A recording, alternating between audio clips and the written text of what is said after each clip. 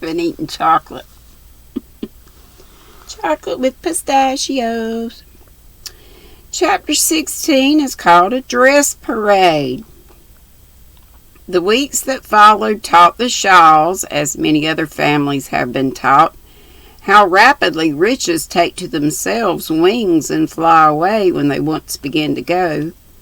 Mr. Shaw carried out his plans with an energy and patience that worked wonders and touched the hearts of his hardest creditors. The big house was given up as soon as possible and the little house taken, being made comfortable with the furniture Madam left there when she went to live with her son. The old-fashioned things had been let with the house and now seemed almost like a gift from Grandma, doubly precious in these troublous times. At the auction, several persons tried to show the family that though they had lost their fortune, friends still remained. For one bid in Fanny's piano and sent it to her. Another secured certain luxurious articles for Mrs. Shaw's comfort, and a third saved such of Mr. Shaw's books as he valued most, for he had kept his word and given up everything with the most punctilious integrity. So the little house was not bare, but made pleasant to their eyes by these waifs from the wreck, brought them by the tide of sympathy and goodwill which soon set in. Everybody who knew them hastened to call, many from real regard, but more from mere curiosity to see how they took it. This was one of the hardest things they had to bear, and Tom used strong language more than once when some fine lady came to condole and went away to gossip. Polly's hopes of Mrs. Shaw were disappointed, for misfortune did not have a bracing effect. She took to her bed at once, received her friends in tears and a point-lace cap, and cheered her family by plaintively inquiring where she was to be taken to the almshouse. The poor house. This was hard for Fanny, but after an interval of despair, she came to the conclusion that under the circumstances, it was one of the best things her mother could have done, and was something of her father's energy. Fanny shouldered the new burden, feeling that at last necessity had given her what she had long needed, something to do. The poor girl knew as much of household affairs as Snip, but pride and resolution to stand by father kept up her courage, and she worked away with feverish activity at whatever task came first, till, just as strength and heart were about to fail, order became to emerge from chaos, and the vision of a home made happy and comfortable by her skill and care came to repay and sustain her. Maud, being relieved from the fear of backdoor beggary, soon became reconciled to bankruptcy, thought it rather a good joke on the whole, for children like novelty and don't care much for Mrs. Grundy. She regarded the new abode as a baby house on a large scale, where she was allowed to play her part in the most satisfactory manner.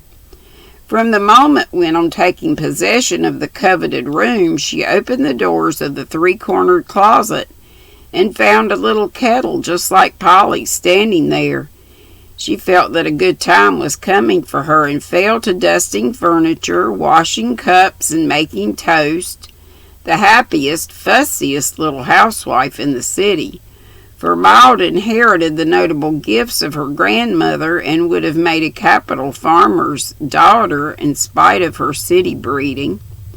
Polly came and went through all these changes, faithful, helpful, and as cheery as she could be when her friends were in trouble. The parts seemed reversed now, and it was Polly who gave, Fanny who received. For where everything seemed strange and new to Fan, Polly was quite at home, and every one of the unfashionable domestic accomplishments now came into play, to the comfort of the Shaws and the great satisfaction of Polly. She could not do enough to prove her gratitude for former favors and went toiling and moiling about, feeling that the hardest, most disagreeable task were her especial duty. In the moving, nothing suited her better than to trot up and down, lugging heavy things, to pound her fingers, black and blue, nailing carpets and curtains, and the day she nearly broke her neck tumbling down the cellar stairs. In her eagerness to see that Mrs. Shaw's wine was rightly stored, she felt she was only paying her debts and told Tom she liked it. When he picked her up, looking as grimy as a chimney sweep, "You can turn your hand to anything, you clever girl, so do come and give me some advice, for I'm in the depths of despair," said Fanny, when the maid of all work, as Polly called herself, found a leisure hour. "What is it? Moths in the furs, a smoky chimney, or smallpox next door?" asked Polly, as they entered Fan's room, where Maud was trying on old bonnets before the looking-glass. "Actually, I have nothing to wear," began Fan impressively. "I've been too busy to think or care till now, but here it is nearly May, and I have hardly a decent rag to my back. Usually, I just go to Mrs. O'Grady and tell her what I want. She makes my spring wardrobe, Papa pays the bills, and there I am. Now I've looked into the matter, and I declare to you, Polly, I'm frightened to see how much it costs to dress me." "Not so much as some girls I know," said Polly encouragingly. "Perhaps not, for I have a conscience, and taste is economy sometimes, but really, Polly, I haven't the heart to ask Papa for a cent just now, and yet I must have clothes. You're such a genius for planning and working wonders that I throw myself upon you and ask, how shall I make a spring wardrobe out of nothing?" "Well, let me see the nothing before I advise. Bring out every rag you've got, and we'll see what can be done," said Polly, looking as if she enjoyed the prospect, for she had a great deal of that feminine faculty which we call knack, and much practice had increased it. Fanny brought out her rags, and was astonished to see how many she had, for chair, sofa, bed, and bureau were covered. And still Maud, who was burrowing in the closets, kept crying, "Here's another." "There's a discouraging heap of rubbish for you," said Fan, as she added a faded muslin to the last pile. "Now, to me, your rubbish looks very encouraging, because there's good material there, and not much worn-out finery. That's my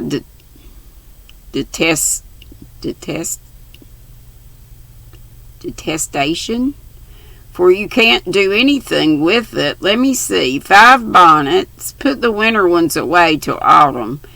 Rip up the summer ones, and out of 3 old ones we'll get a pretty new one, if my eyes don't deceive me. I'll rip, and then do let me see you make a bonnet. It must be so interesting," said Maud, whipping out her scissors and eagerly beginning to reduce a shabby little bonnet to its original elements. "Now the dresses," continued Polly, who had rapidly sorted out the piles. "Will you have the goodness to look at this?" said Fan, holding up a gray street suit, faded past cure. Polly whisked it wrong side out, and showing the clean, bright fabric, said with a triumphant wave, "Behold your new suit. Fresh trimming, and less of it will finish you off as smart as ever." "I never wore a turned dress in my life. Do you suppose people will know it?" said Fan doubtfully. "What if they do? It won't hurt you. Not 1 in 100 will ever think anything about your dress except that it's pretty. I've worn turned and dyed gowns all my days, and it don't seem to have alienated my friends or injured my constitution. That it hasn't. I'm a goose, Polly, and I'll get over the feeling that it's sort of disgraceful to be poor and have to economize. We'll turn the gray, and I'll wear it bravely. Then it will be more becoming than ever. Oh, here's the pretty violet silk. That will make a lovely suit," cried Polly, going on with the review. "Don't see how two draggled skirts and a stained waist can be transformed into a whole rig," said Fan, sitting on the bed with her garments strewn about her in various attitudes of limp despondency. "Well, ma'am, my plan is this," began Polly, imitating Mrs. O'Grundy's important tone and bad grammar. "Gores is out and plaits is in. Therefore, as the top of this skirt is quite fresh, we take off the ruffles, turn it upside down, and leave it plain. The upper skirt will be made scanter and finished with a frill. Then the waist can be refreshed with the best parts of these wide flounces, and out of those new bits we'll concoct a hat. The black lace Maud has just taken off the green one will do to edge the violet. And with your nice silk mantilla you are complete, don't you see?" "I don't quite see it yet, but I have firm faith that I shall in time, and consider my calling costume finished," said Fanny, getting more and more interested as she saw her condemned wardrobe coming out fresh again under Polly's magic knack. "There are two. Then that pique is all right if you cut the tail off the jacket and change the trimming a bit. The muslins only need mending and doing up to look as well as ever. You ought not put them away torn and soiled, my child. The two black silks will be good standbys for years. If I were you, I'd have a couple of neat pretty prints for home wear, and then I don't see why you aren't fixed well enough for our short season. Can't I do anything with this barrage? It's one of my favorite dresses, and I hate to give it up. You wore that thoroughly out, and it's only fit for the rag bag. Yes, it was very pretty and becoming, I remember, but its day is over."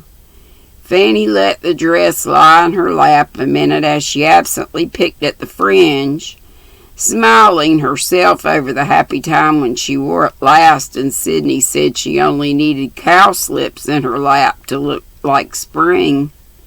Presently she folded it up and put it away with a sigh, but it never went into the rag bag, and my sentimental readers can understand what saved it. "The ball dresses had better be put nicely away till next year," began Polly, coming to a rainbow-colored heap. "My day is over. I shall never use them again." "Do what you like with them," said Fan calmly. "Did you ever sell your cast-off finery as many ladies do?" asked Polly. "Never. I don't like the fashion. I give it away or let Maud have it for tableau." "I wonder if you would mind my telling you something Belle proposed." "If it's an offer to buy my clothes, I should mind," answered Fanny sharply. "Then I won't," and Fanny retired behind her cloud of arsenic green gauze, which made her look as if she had the cholera. "If she wanted to buy that horrid new gooseberry-colored gown, as Tom calls it, I'll let her have it cheap," put in Maud, who was of practical turn. "Does she want it, Polly?" asked Fan, whose curiosity got the better of her pride. "Well, she merely asked me if I thought you'd be mortally offended, and if she offered to take it off your hands as you'd never worn it. You don't like it, and in another season it will be all out of fashion," said Polly from her verdant retreat. "What did you say?" "I saw she meant it kindly, so I said I'd ask. But now, between ourselves, Fan, the price of that dress would give you all you'll want for your spring fixings. That's one consideration." "Then here's another, which may have some weight with you," added Polly slyly. "Trix told Belle she was going to ask you for the dress, as you wouldn't care to wear it now. That made Belle fire up, and say it was a mean thing to do without offering some return for a costly thing like that. And then Belle said in her blunt way, I'll give Fan all she paid for it, and more too, if it will be any help to her. I don't care for the dress, but I'd like to slip a little money into her pocket, for I know she needs it. And it's too good to ask dear Mr. Shaw for anything she can get on without. Did she say that? I'll give her a dress and not take a penny for it, cried Fan, flushing up with mingled anger toward Trix and gratitude to Belle. That won't suit her. You let me manage it, and don't feel any shame or anxiety about it. You did many a kind and generous thing for Belle when you had the power, and you like to do it. Now let her pay her debts and have the same pleasure.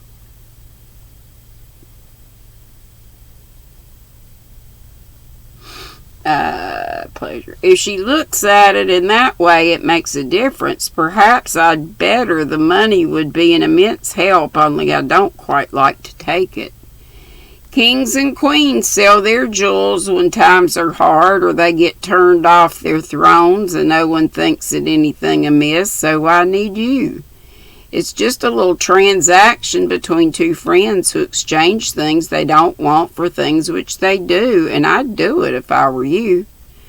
We'll see about it, said Fan privately, resolving to take Polly's advice. If I had lots of things like Fan, I'd have an auction and get all I could for them. Why don't you? Asked Maud, beginning on her third bonnet. We will, said Polly, and mounting a chair, she put it up. Mounting a chair, she put up, bid in, and knocked down Fan's entire wardrobe to an imaginary group of friends, which such droll imitations of each one that the room rang with laughter. That's enough nonsense. Now we'll return to business, said Polly, descending, breathless but satisfied with the effect of her family. These white muslins and pretty silks will keep for years, so I should lay them by till they are needed. It will save buying, and you can go to your stock any time and make over what you want. That's the way Mother does.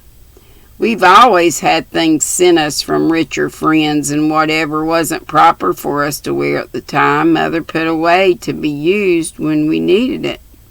Such funny bundles as we used to have sometimes. Odd shoes, bonnets without crowns, stockings without heels or toes, and old finery of all sorts. We used to rush when a bundle came and sit round while Mother opened it. The boys always made fun of the things, though they were as grateful really as any of us. Will made a verse one day which we thought pretty well for a little chap. To poor country folks who haven't any clothes, rich folks to relieve them send old lace gowns and satin bows. I think that Will is going to be as nice a poet as Mr. Shakespeare, remarked Maud in a tone of serious conviction.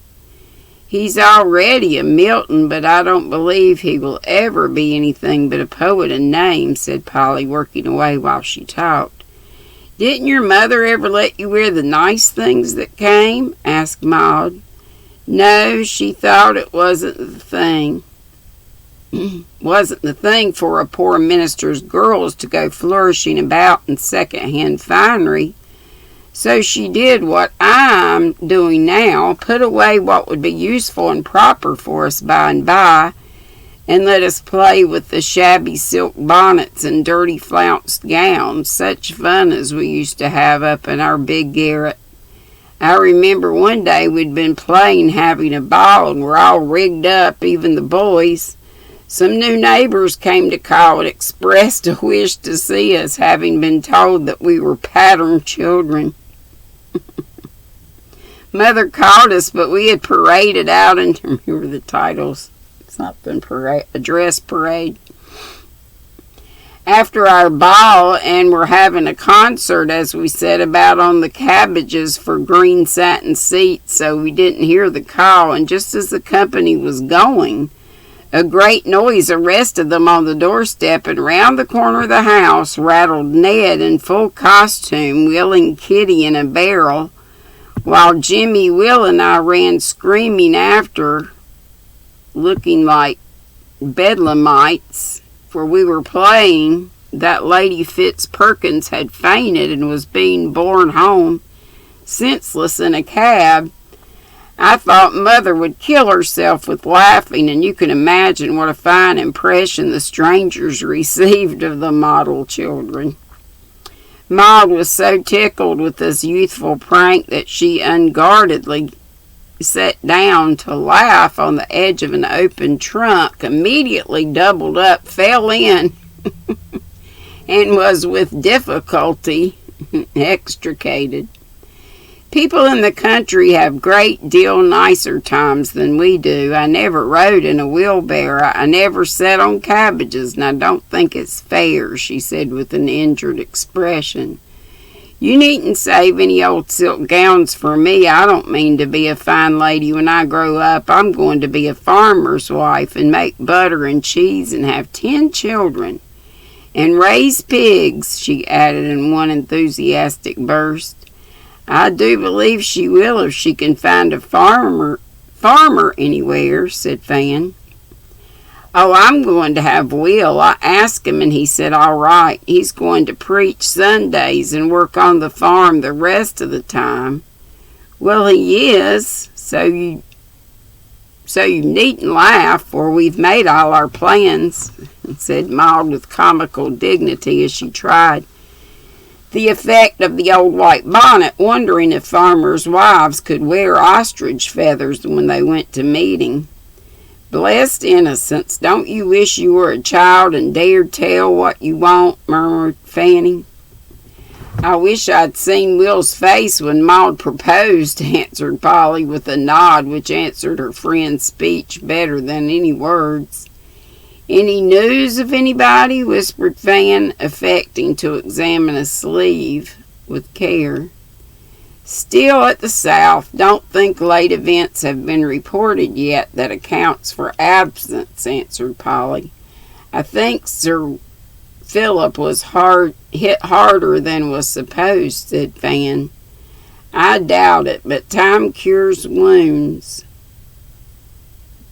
Time cures wounds of that sort amazing quick. Wish it did. Who's Sir Philip? Demanded Maud, pricking up her ears. A famous man who lived in the time of Queen Elizabeth, answered Fan, with a look at Polly. Oh, and Maud seemed satisfied, but the sharp child had her suspicions nevertheless. There will be an immense deal of work in all this fixing over, and I hate to sew, said Fanny to divert a certain person's thoughts. Jenny and I are going to help. We're your debtors as well as bail, and demand the privilege of paying up. Blessings like curses come home to roost, Fan. Mine come home a good deal bigger than they want, answered Fanny, looking pleased that little favors should be so faithfully remembered. The interest on that sort of investment rolls up beautifully, you know. Now rip that dress for Jenny to put in order, and I'll toss you up a bonnet in less than no time, said Polly, determined to have things go smoothly, for she knew Fan's feelings had been a good deal tired lately in many ways. I must have something to match my dress, and blue inside, said Fanny, bringing out her ribbon boxes. Anything you like, my dear. When it comes to bonnets, I'm usually inspired. I have it. There we are. And nothing could be nicer, cried Polly, making a dive along the silks Fan was turning over with a lost expression. This bit of silver gray is all I ask. Here's enough for a killing bonnet, and those forget-me-nots are both pretty and appropriate. You wretch, be still, cried Fanny as Polly looked up at her with a wicked laugh in her eyes. It'll be done in time, and the dress likewise, so look your prettiest and accept my blessing, continued Polly, seeing that Fan liked her raillery. Time for what? Asked Paulina Pry. Your wedding, dear, sweetly answered Fan, for Polly's pleasant hints and predictions put her in a charming humor, and even made old clothes of little consequence. Maud gave an incredulous sniff and wondered why big girls need to be so dreadful mysterious about their old secrets. This silk reminds me of Kitty's performance last summer. A little checked silk was sent in our spring bundle from Mrs. Davenport, and Mother said Kit might have it if she could make it do, so I washed it nicely, and we fussed and planned, but it came short by half of one sleeve. I gave it up, but Kit went to work and matched every scrap that was left so neatly that she got out the half sleeve, put it on the underside, and no one was the wiser. How many pieces do you think she put in, Maud? 50, was the wise reply. No, only 10, but that was pretty well for a 14-year-old dressmaker. You ought to have seen the little witch laugh in her sleeve when anyone admired the dress, for she wore it all summer and looked as pretty as a pink in it. Such things are great fun when you get used to them. Besides, contriving sharpens your wits and makes you feel as you had more hands than most people. I think we'll get a farm near your house. I should like to know Kitty, said Maud, feeling a curious interest in a girl who made such peculiar patchwork. The dress parade is over, and I'm ever so much obliged to you, Polly, for helping me through and showing me how to make the best of things. I hope in time to have as many hands as you, said Fan gratefully, when the simple bonnet was done and everything planned out, ready to be finished. I hope you'll soon have 2 good strong ones beside your own, my dear, answered Polly as she vanished with a parting twinkle that kept Fan's face bright all day. Woo! Read a whole chapter in just under 28 minutes. So tomorrow we'll be on 17. And it's called Playing Grandmother.